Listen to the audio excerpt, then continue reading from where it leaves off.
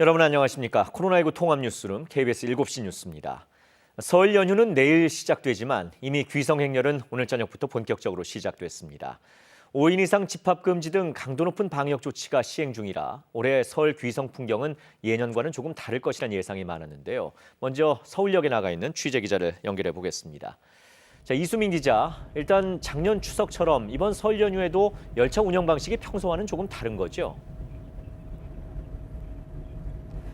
네, 저는 지금 약 1시간 뒤 부산으로 출발하는 KTX 열차 안에 나와 있습니다.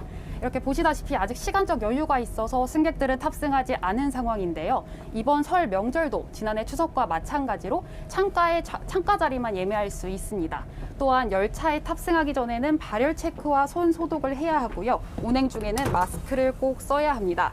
음식물도 당연히 먹을 수 없습니다. 코레일도 특별 방역 대책을 마련했습니다. 방역 수칙을 알리는 안내 인력을 하루에 2천여 명 배치하고 철도 사법 경찰관들이 마스크 미착용 등 방역 지침 위반 여부를 단속할 예정입니다. 오늘 오후 4시 기준 하행선 전체 예매율은 약 91%입니다. 하지만 앞서 말씀드렸다시피 창가 자리만 예매가 가능하기 때문에 실제 탑승 인원은 지난해 설보다 훨씬 줄었습니다. 네, 그렇다 보니 아무래도 고속버스나 승용차를 이용하는 분들이 많을 것 같은데 이번 명절에도 휴게소 실내 매장 이용은 안 된다면서요?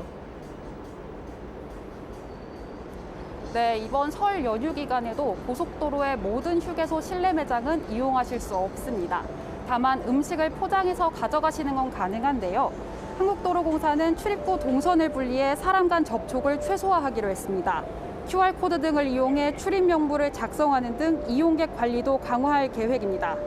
오늘 오후 5시 기준 고속버스 하행선 예매율은 79%입니다. 예매율은 높지만 열차와 마찬가지로 지난해보다 버스 출입량 자체가 줄어든 점을 감안하면 실제 이용객 객수는 줄어들었다고 볼 수 있습니다. 현재 고속도로는 귀성 차량이 늘면서 경부고속도로 하행선 등 일부 구간에서 제속도를 내지 못하고 있는데요. 하지만 도로공사는 오늘 고속도로 예상 통행량을 지난 추석 연휴 전날보다 10%가량 줄어들 것으로 예상했습니다. 이번 설 연휴에도 고속도로 통행료는 지난 추석과 마찬가지로 정상 부과됩니다. 지금까지 서울역에서 KBS 뉴스 이수민입니다.